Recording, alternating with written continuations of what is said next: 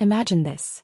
You're a British sailor minding your own business when suddenly, some angry Spanish guys cut off your ear. What do? Well, if you're Captain Robert Jenkins, you keep it in a jar and use it to start a war. Welcome to one of the most ridiculous conflicts in history, the War of Jenkins Ear. But first, make sure to like this video, subscribe, and hit that notification bell. Trust me, you don't want to miss out on more crazy history like this. Now let's rewind to the early 1700s. Britain and Spain hated each other passionately. It was like the 18th century version of a toxic Twitter feud. The Spanish were out there stopping British ships, searching for smugglers. And one unlucky dude, Robert Jenkins, ended up losing an ear over it. Jenkins was just your average British sea captain, cruising the Caribbean in his ship, the Rebecca, in 1731, when a bunch of Spanish Coast Guards stormed on board. Back then, the Spanish Coast Guards were allowed to board British ships suspected of smuggling. But the Spanish commander, Juan de Leon Fandino, probably wasn't feeling too friendly that day. He accused Jenkins of smuggling, tied him up, and cut off his ear. Fandino, being extra dramatic, handed Jenkins his own ear and said, "Go tell your king I'll do the same to him." At least that's the British's side of the story.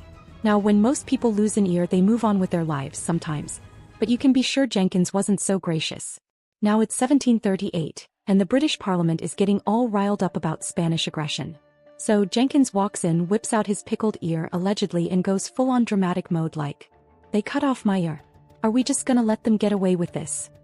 And as you can guess, the British politicians ate it up. They were already looking for an excuse to fight Spain, and this severed ear was the perfect rallying cry.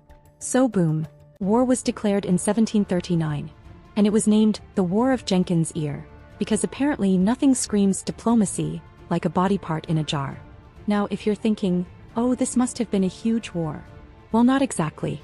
It started with Britain going after Spain's Caribbean colonies, and let's just say things got messy. The British thought they were going to steamroll the Spanish, but surprise, surprise, turns out tropical diseases don't care about your battle plans. Yellow fever was like an uninvited party crasher, wiping out thousands of British soldiers. Then there was Admiral Edward Vernon, a British commander who won a few battles and got a little too cocky. He took over Portobello in Panama and started calling himself Old Grog. Yeah, the guy literally had a nickname after his favorite drink.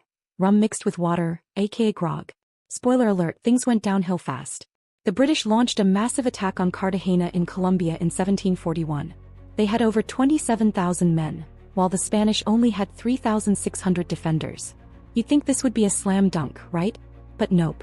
The Spanish, led by the absolute legend Blas de Lezo, who by the way had one leg, one arm and one eye, held the fort like total bosses. The British got wrecked.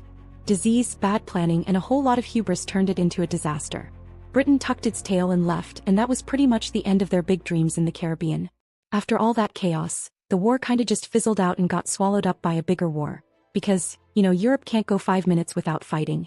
By 1748, Britain and Spain were like, let's call it a draw, and signed a peace treaty. And poor Jenkins?